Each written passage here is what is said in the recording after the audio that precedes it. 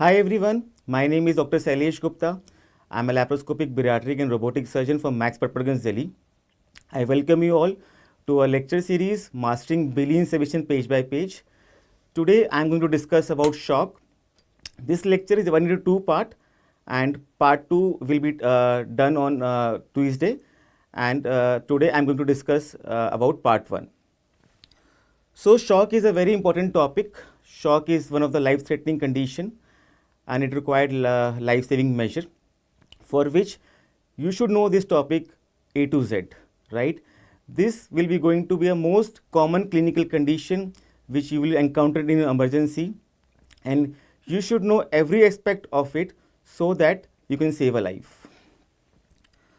So, as I told earlier, my lecture is centered around page by page text from Bailey and Seviston, and we have simplified the text, emphasized the important points, and we have objectively presented the figure, table, and boxes. Before that, there will be some MCQs in the form of pre-test. So the purpose of MCQs is to generate the interest in the text. It is not a MCQ based discussion, and the answer of MCQs you can found in the text, and also it will be given formally in the form of post-test. So today I am going to discuss about pathophysiology of shock in a cellular, microvascular and systemic pattern, and I am also going to discuss about ischemia reperfusion syndrome. We are going to discuss about classification of shock, severity of shock and consequences of shock, and I am also going to discuss about resuscitation, in which conduct of resuscitation, fluid therapy and dynamic fluid response will be discussed. The rest part of treatment will be discussed in the part 2. So what is shock? Shock is a systemic state of low tissue perfusion that is inadequate for normal cellular respiration, right? It is a state of low tissue perfusion that is inadequate for normal cellular respiration. Just remember these 2 points: low tissue perfusion, which is inadequate for normal cellular respiration. So now I am going to discuss about pathophysiology. First, there will be some MCQs in the form of pre-test. Question number 1: what occurs when glucose within the cell is exhausted during anaerobic respiration? Sodium potassium pump activation, potassium hydrogen pump failure, failure of sodium potassium pump, none of the above. Question number 2: what contributes to tissue edema during the progression of the tissue ischemia? Lactic acidosis, activation of endothelial cell, decreased cytokine release, extracellular water and salt retention. Question number 3: which of the following is seen in shock? Compensatory respiratory alkalosis, metabolic alkalosis, systemic metabolic acidosis, both A and C. Question number 4: what is the consequence of acid and potassium load that build up during the period of systemic hyperperfusion in ischemia reperfusion syndrome? Direct myocardial depression, vasoconstriction, decreased neutrophil activation, and none of the above. So now I am going to start the theory. First, I am going to discuss about pathophysiology of shock, which is happening at the cellular level. So as we discuss, shock lead to decreased tissue perfusion. So because of decreased perfusion, there will be less oxygen. Because of less oxygen, there will be start of anaerobic respiration. And as we know that anaerobic respiration lead to lactic acid formation, and because of accumulation of lactic acid, there will be a metabolic acidosis. So guys, so it is very simple, right? So apart from deprivation of oxygen, low tissue perfusion also lead to exhaustion of glucose, right? So as soon as glucose get exhausted, anaerobic respiration gets stopped. So because of stoppage of anaerobic respiration, the sodium potassium pump get failed. So sodium potassium pump at the level of cellular membrane and intracellular organelles, at these both the site, the sodium potassium pump fails. So this leads to lysozyme getting broken down and releasing it autodigestive enzymes. So this autodigestive enzymes leads to lysis of cells, which leads to release of intracellular content into the blood, and the most important component is potassium. Just remember this, right? So, moving on to what is the pathophysiology of shock at the microvascular level, it is seen that tissue ischemia, which has happened due to shock, leads to acidosis and hypoxia. So, both these factors activate the immune and coagulation system. So, it is seen that humoral and cellular component get built up in tissue. So, these humoral and cellular component of immune and coagulation system lead to endothelial injury, and it is seen that endothelial injury further going to activate immune and coagulation system again. So, this is a vicious cycle, right? When the endothelium injury happen, the endothelium become leaky, and this leads to extravasation of fluid and cellular component, right? And fluid and cellular component. This leads to tissue edema, and it is seen that tissue edema further causes tissue ischemia, right? So, it is seen that tissue hypoxia leads to activation of immune and coagulation system, which leads to endothelial injury, and endothelial injury lead to tissue edema, and tissue edema further causes ischemia. So, now I am going to discuss about pathophysiology of shock that is happening at the CVS level, right? Because of shock, there will be decreased preload and afterload, and this will going to activate the baroreceptors. Activation of baroreceptor will lead to increased sympathetic activity, and this will lead to increased catecholamines. These increased catecholamines leads to tachycardia and systemic vasoconstriction. Just remember, my friends, there is one exception in this. In sepsis, this doesn't happen like this. Sepsis, there is a vasodilation. It is a kind of a distributic shock. So, there will be vasodilation. There will be decrease in systemic vascular resistance, right? So, sepsis is exception in this. So, what is the pathophysiology at the level of respiratory system? Shock leads to metabolic acidosis because of accumulation of lactic acid, right? So, it leads to metabolic acidosis. It also leads to increased sympathetic response because of decrease in preload and afterload, right? So, because of these two factors, metabolic acidosis and increased sympathetic response, it leads to increased respiratory rate as tachypnea and increase in minute ventilation. So, both these factors leads to washout of the carbon dioxide from the body, and this leads to compensatory respiratory alkalosis. Please remember this. So, two things are happening: metabolic acidosis happening and compensatory respiratory alkalosis is happening, right? So, what is the pathophysiology at the renal level? Shock leads to decreased perfusion pressure in the kidney. This leads to decreased GFR and urine output, and this leads to activation of RAS system, and because of activation of RAS system, it leads to vasoconstriction and increase renal sodium and water resorption. Very common. Due to the effect of angiotensin and aldosterone, there is a vasoconstriction and there is an increased renal sodium and water resorption. So, now what is the pathophysiology of shock at the endocrine level? It is seen that shock leads to activation of adrenal and the RAS system, right? Renin, angiotensin, aldosterone system, and ADH is also released from the hypothalamus. Along with that, adrenal cortex also release cortisol. So, both these three leads to vasoconstriction and resorption of water and sodium in the renal collecting system, right? Just remember this. This is the this is what happening at the endocrine level. There is the activation of adrenal and the RAS system.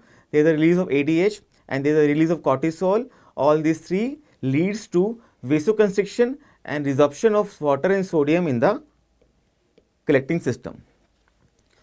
So, now comes a very important topic, ischemia reperfusion syndrome. Guys, it is very important to know about this topic because you're going to face you're going to see lot of patients with this syndrome, right? and it is important to know about this so that you can avoid that, right? So, what is happening in the ischemia reperfusion syndrome? There is systemic hyperperfusion due to shock. So, because of this, there is a tissue hypoxia and inflammation. So, this leads to cellular and organ damage, right? This is very obvious. So, whenever this hypoxic tissue get reperfused, this leads to acid and potassium load in the circulation. So, because of cellular and organ damage, there is a local accumulation of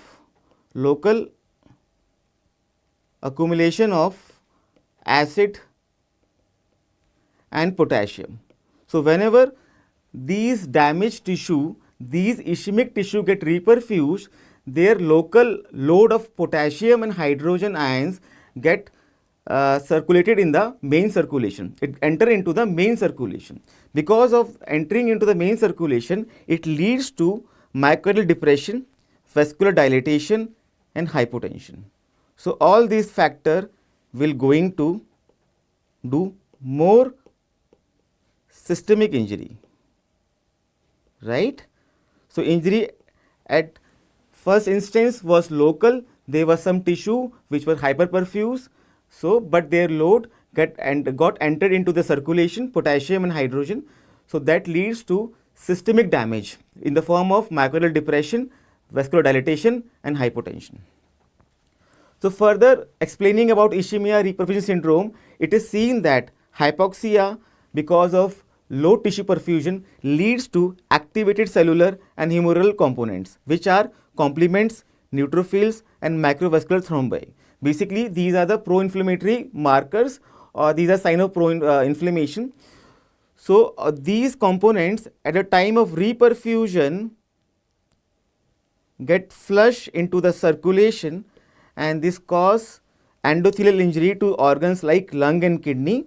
And as we know that endothelial injury causes tissue edema and other kind of complication, so that it leads to acute lung and renal injury, multi-organ failure and even death. So, guys, it is very important we know about this disease so that we can avoid it. So, it is seen that reperfusion injury can only be attenuated by reducing the extent and duration of tissue hyperperfusion. So, to avoid this syndrome, you need to better manage the shock, right? If you better manage the shock, you can avoid this, right? So, now I am going to give the answer of pretest. Question number 1 answer is choice C, failure of sodium and potassium pump. So, whenever the glucose gets exhausted during anaerobic respiration gets ceases and sodium potassium pump fails. This leads to release of autodigestive enzymes and cell lysis happens. Question number 2 answer is activation of endothelial cell. So, endothelial cell activation leads to tissue edema during the progression of tissue ischemia. Question number 3, which of the following is seen in shock? Answer is D. Compensatory respiratory alkalosis happened because of carbon dioxide washout, right? And this is happening because of lactic acid accumulation. So, answer is both A and C. Answer of question number 4 is direct myocardial depression, right? So, direct myocardial depression is a consequence of acid and potassium load that build up during the systemic hyperperfusion in ischemic reperfusion syndrome. So, guys, I am going to discuss about classification of shock. So, we are going to discuss about some MCQs first. So, what characterize cardiogenic shock? Question choice number 1, decreased systemic vascular resistance. B, elevated preload due to cardiac filling obstruction. C, primary heart failure leading to inadequate tissue perfusion. D, vascular dilatation with hypotension. I would request the students they can type the answer in the chat box. This will going to make the process more interactive. Question number 2, what characterize the CVS response in distributic shock? High systemic vascular resistance, decreased cardiac output, vasoconstriction with elevated afterload and vascular dilatation with hypotension. Question number 3, what can hypothyroidism cause in terms of shock? High output cardiac failure, neurogenic shock, distributive shock. Choice D, none of the above. Question number 4, how does adrenal insufficiency contribute to shock? Decreased response to catecholamines, hypovolemia, enhanced cardiac output. Choice number D, both A and B. So classification of shock. Please remember this. This classification is based on the initiating mechanism, right? And all types of shock have systemic tissue hyperperfusion, and different type of shock may coexist in the same time in a same patient, right? So shock is divided into hypovolemic shock, cardiogenic shock, obstructive shock, distributive shock, and endocrine shock, right? So now I am going to discuss about hypovolemic shock. So hypovolemia is the most common form of shock. Please remember, this is the most common form of shock, and in most cases is a component of all other form of the shock. This is a very important point. In most cases is a component of all other form of shock, right? So hypovolemia may be hemorrhagic or non-hemorrhagic.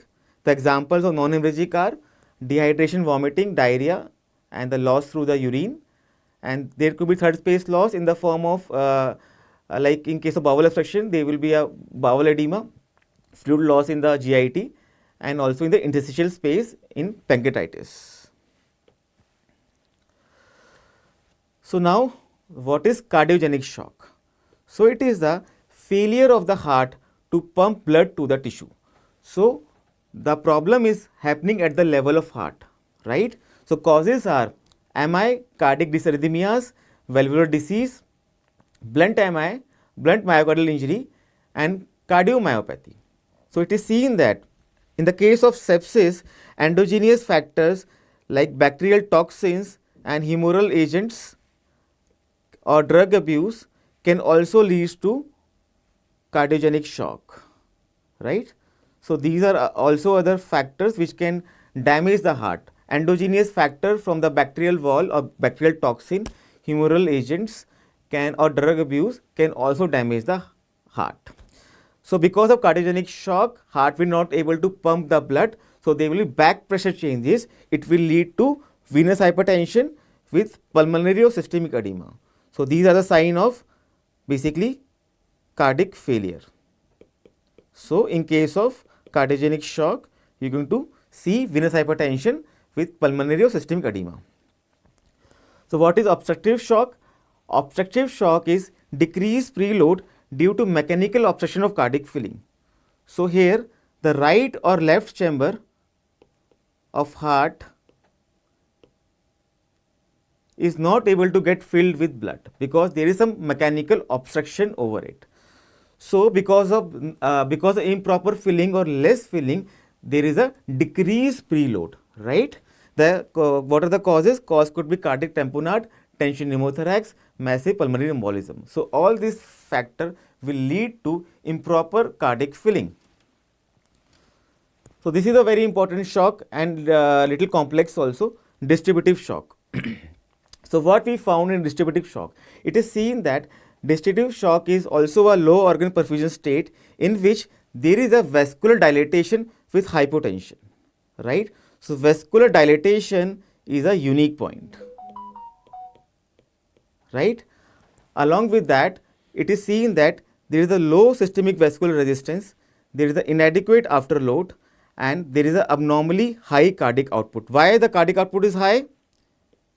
Because afterload is less, there is a decreased systemic vascular resistance.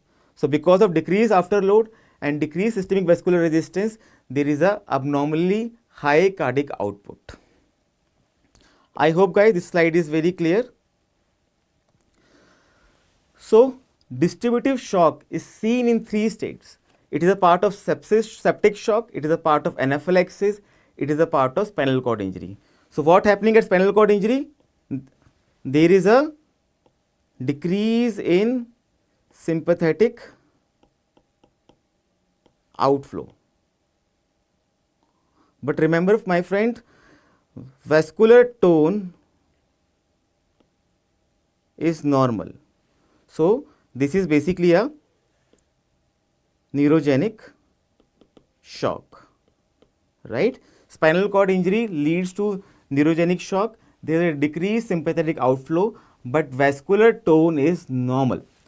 So what happening is anaphylaxis, it leads to release of histamine, and this leads to vasodilatation. And my dear friend, in septic shock, there is a, because of endotoxin, cellular and humoral components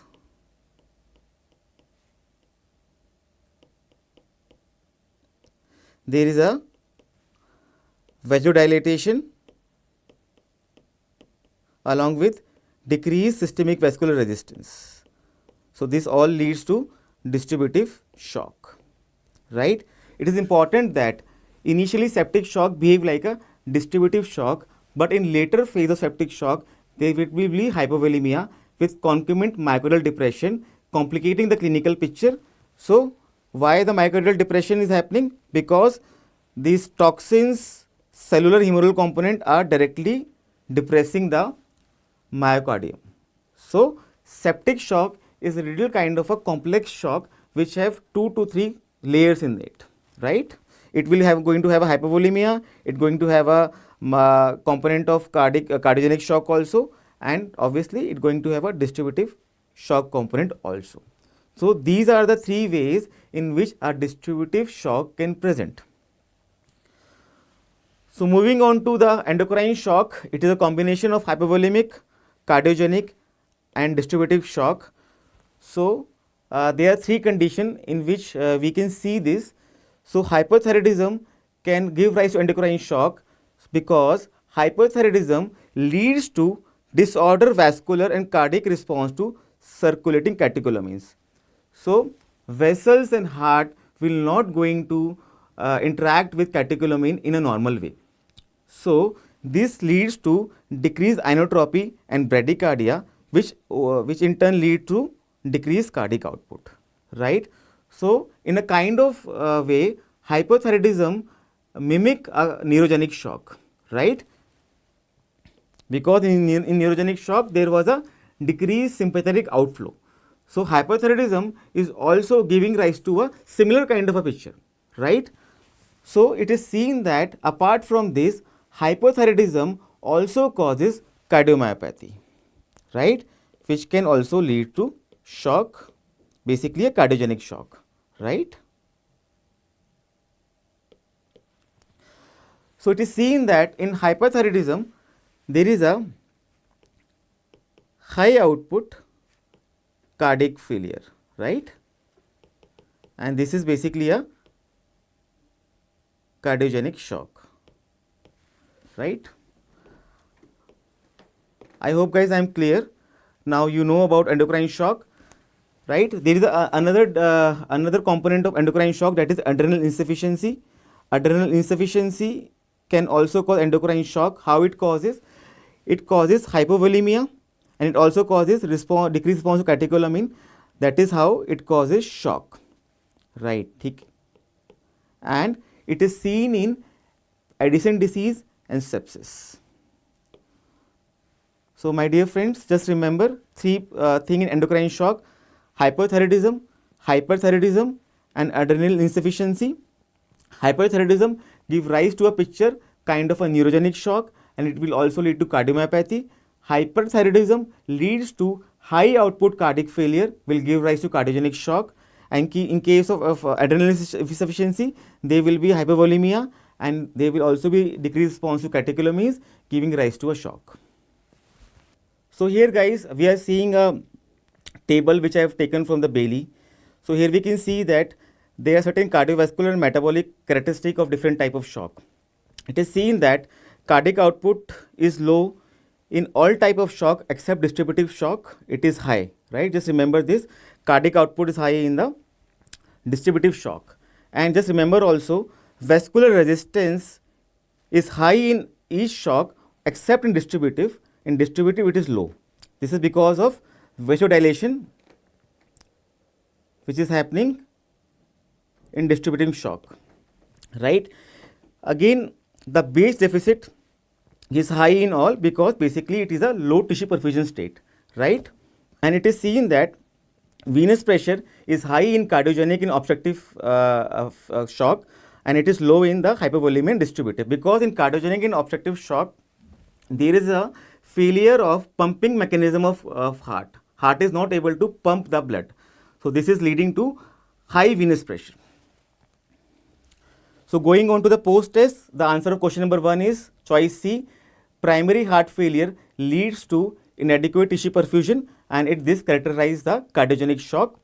The answer of question number 2 is choice number D. So vascular dilatation with hypotension characterize the cardiovascular response in distributive shock.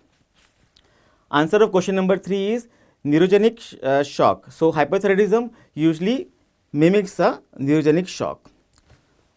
So answer of question number 4 is how does adrenal insufficiency contribute to shock?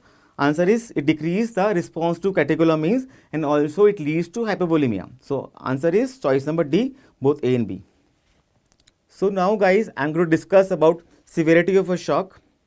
So few questions before that. What are the clinical signs of compensatory shock? Normal pulse, cool periphery, cyanosis, hypotension. Question number 2, what is the systemic manifestation of compensatory shock? Normal blood pH, metabolic acidosis, respiratory alkalosis, hyponatremia. Question number 3, at what percentage of circulating blood volume loss are normal compensatory mechanism get overloaded? 5%, 15%, 30%, 50%. So what is compensatory shock? It is seen that in the initial phase of shock, there are certain compensatory response from the cardiovascular system and endocrine system which leads to decreased flow to non-essential organ, which are basically skin, GIT and muscle. And basically there is shunting of blood to the essential organs like kidney, lung and brain. So at this compensatory shock, there will be only tachycardia and cool periphery, and there will be no other clinical sign of hypovolemia. So just remember guys, this is a compensatory state of shock. Here we are going to only see tachycardia and cool periphery, there will be no other sign. And basically compensatory shock is a state of occult hypoperfusion in which metabolic acid will be there, but urine output and other serious sign will be normal.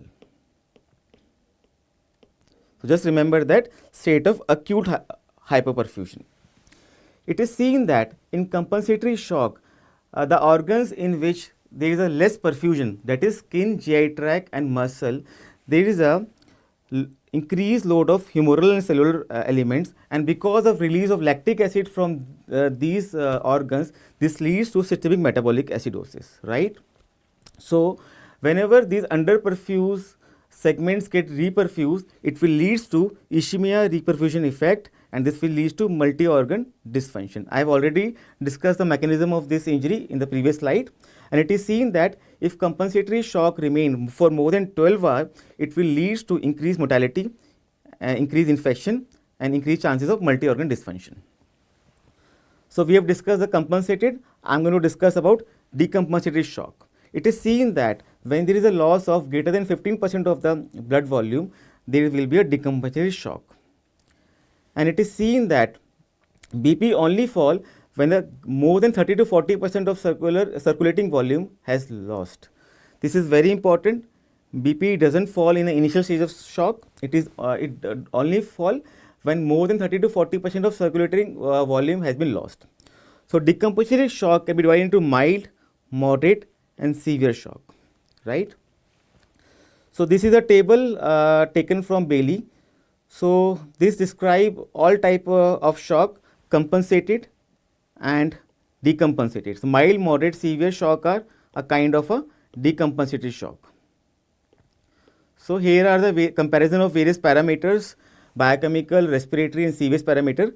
It is seen that lactic acidosis is present in all four of type of shock, but it is less in compensated and it is more in the severe form of shock. This is very obvious, right? So urine output remain normal in compensated and mild, but it reduce in moderate, and patient can also become anuric in severe shock, right? Consciousness level, it remain normal in compensated. There could be a mild anxiety in mild. The patient is drowsy in moderate, and patient is comatose in severe form of shock. Respiratory level in compensatory shock, the respiratory rate will be normal. It will be increased in mild and moderate, and there will be a labored breathing in severe. And in pulse rate, tachycardia is present in all the four forms. There will be mild increase in pulse rate in compensated, and there will be a greater increase in severe form. So this is a very important point, BP. So it is seen that BP behave normally in compensated and mild shock, whereas it get lowered in moderate and severe. So just remember that normal BP doesn't mean patient do not have a shock, because BP is the last parameter to get dearranged. Just remember this. So I'm going to discuss about pitfalls in clinical science. So there are certain clinical signs of CVS system which help us to diagnose the shock. But these clinical signs are have some errors, right? They are not accurate. They are quite variable, and in some patient and in some clinical condition, their interpretation can be faulty. For example, capillary refill time. It is seen that hypovolemia leads to increased capillary refill time, but we should know that capillary refill is a variable factor and non-specific factor for shock. Normal value varies from person to person, and it is seen that capillary refill time could be shorter in early stage of shock. Just remember this. And in case of septic shock, there could be a brisk capillary refill. Why? Because of vasodilatation. Just remember this. Another inaccurate factor is tachycardia. So it is not always necessary.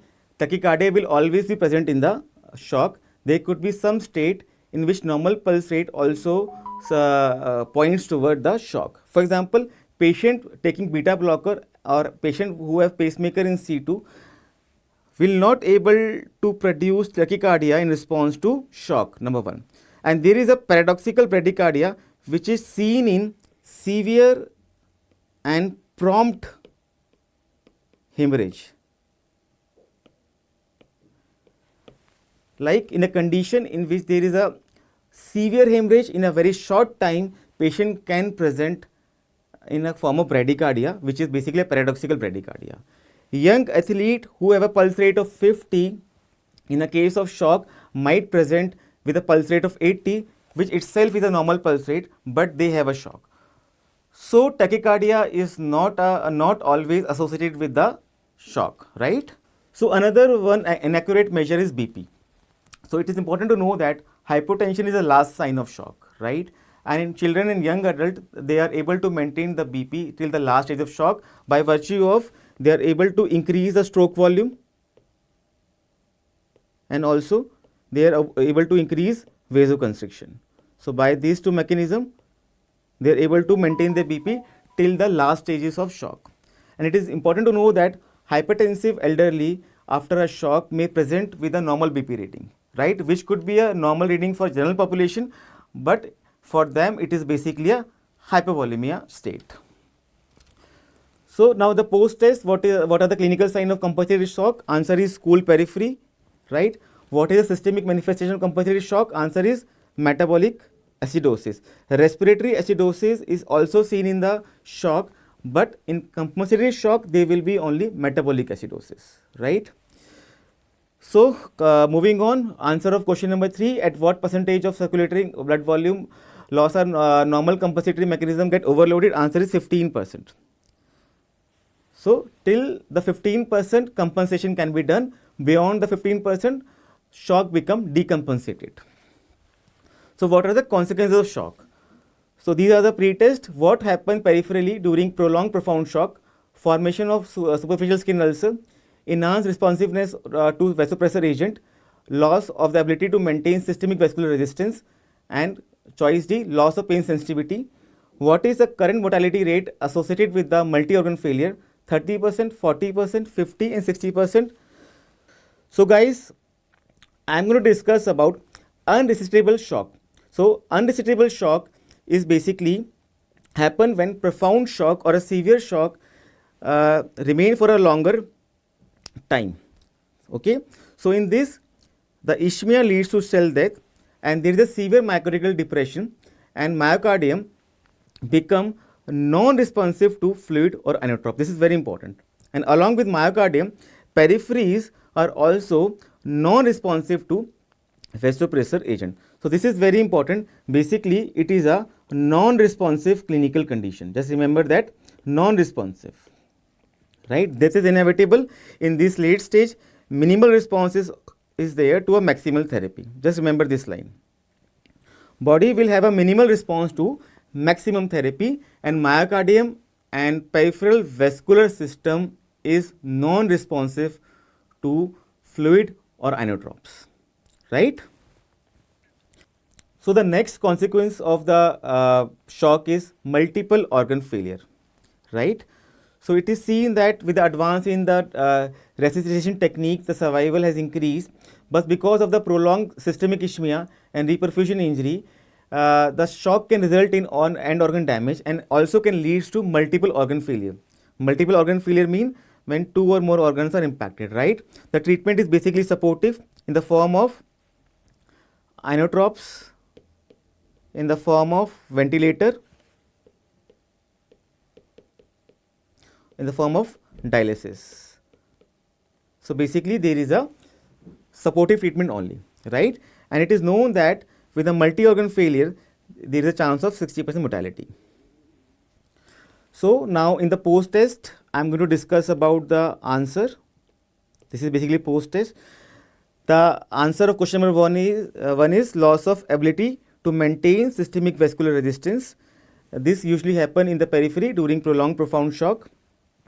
Answer of question number 2 is 60%. 60% is the current mortality rate associated with a multiple organ failure. Now, I am going to discuss about a very important treatment part, that is resuscitation. So, these are the pre-test. What is the recommended approach if there is an initial doubt about the cause of the shock? Get investigation for definitive diagnosis done. Assume the cause is hypovolemia and initiate the fluid resuscitation. Administered antibiotic immediately to cover sepsis. Choice number D, none of the above. What the volume of fluid is typically administered in a rapid bolus during the assessment of shock status? 100 to 150 ml, 200 to 250 ml, 250 to 500 ml, and 600 to 800 ml. I would request the students to type their answer in chat box, please. Question number 3, administrating inotropic or conotropic agent in the absence of adequate preload can lead to reduced diastolic feeling, reduce myocardial oxygen stores, and decrease coronary perfusion. And choice number D, all of the above. So, priority of immediate resuscitation in shock is to ensure patent airway and adequate oxygenation and ventilation. So, this is basically a very basic of ATLS and CRISP protocol. We need to maintain A and B before maintaining C. A is for airway, B is for breathing. Then the C will come, then the circulation will come, right? So, after that, attention is directed to the CVS resuscitation. So, these are the basic point of conduct of resuscitation. The resuscitation should commence promptly without waiting for a definitive diagnosis of the shock source. This is very important, right? We should not wait for definitive diagnosis. We should start the resuscitation immediately. In case of initial uncertainty about the shock cause, it is safer to assume hypovolemia and initiate fluid resuscitation, then assess the response. For actively bleeding patient, high volume fluid therapy is counterproductive if done without controlling the hemorrhagic side. It is because it can lead to hypertension. Hypertension will lead to more blood loss. And second thing, this high volume fluid therapy will lead to dilution of coagulation factor, which will cause itself more bleeding, right? And whenever the surgery is required to control the hemorrhage, then it should not be delayed, and resuscitation should occur concurrently with surgery. This is very important. This is a very specific point for shock caused by a massive hemorrhage, right? So now the next part is fluid therapy. So it is very important that in all shock cases we should address the hypovolemia first so that we can maintain the adequate preload. So what is the importance of adequate preload? It is seen that if we are going to give inotrope or conotropic agent on empty heart, it will lead to permanent oxygen myocardial depletion. It will lead to decreased diastolic filling, and it will also lead to decreased coronary perfusion.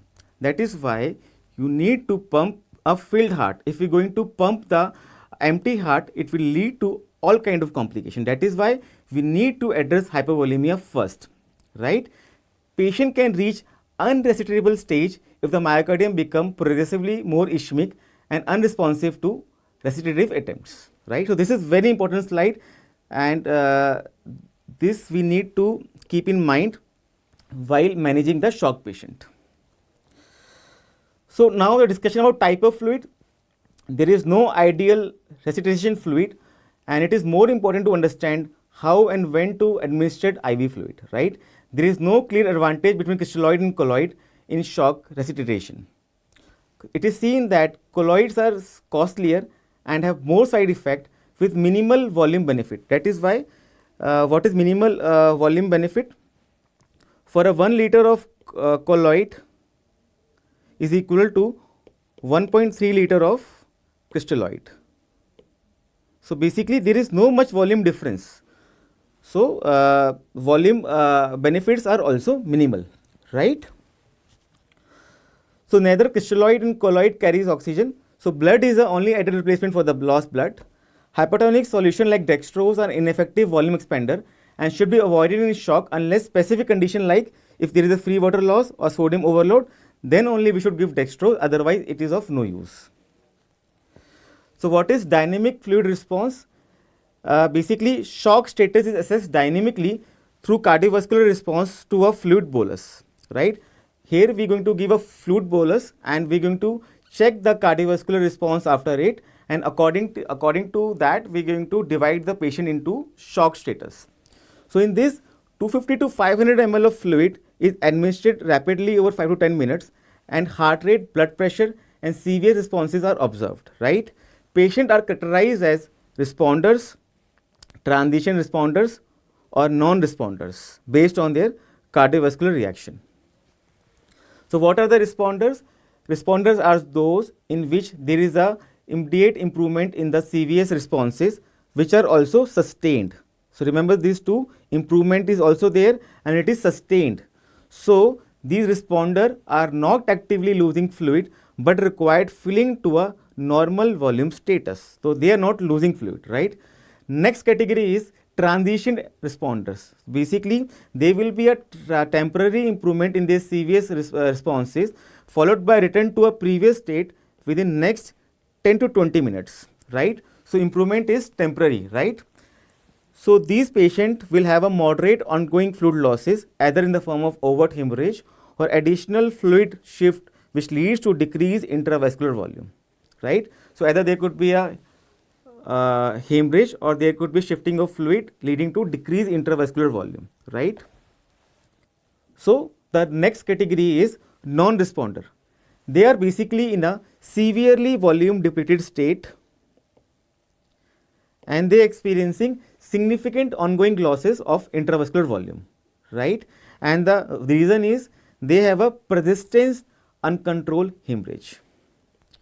So non-responder are basically a category of severe state of shock. So the answer is, answer question number 1 is, this is a post-test. What is the recommended approach if there is an initial doubt about the cause of shock? Assume the cause is hypovolemia and initiate resuscitation, right? This is the answer. We should not search for diagnosis and our resuscitation should start immediately, and if there is no initial cause of shock, we should assume it is hypovolemia and we should start the fluid therapy, right? What is the volume of fluid is typically administered in a rapid bolus during the assessment of shock status? Answer is 250 to 500 ml. And the last question was, administrating inotropic conotropic agent in the absence of adequate preload can lead to reduced diastolic filling, reduced myocardial oxygen stores, and decreased coronary perfusion. Answer is all of the above. Thank you guys. I hope you like this lecture. It was a very important lecture, so I have covered exhaustively, because shock is a very important topic and we need to know about A to Z. The rest part I am going to cover in the part 2, and now the session is open for question and answer. Thank you so much.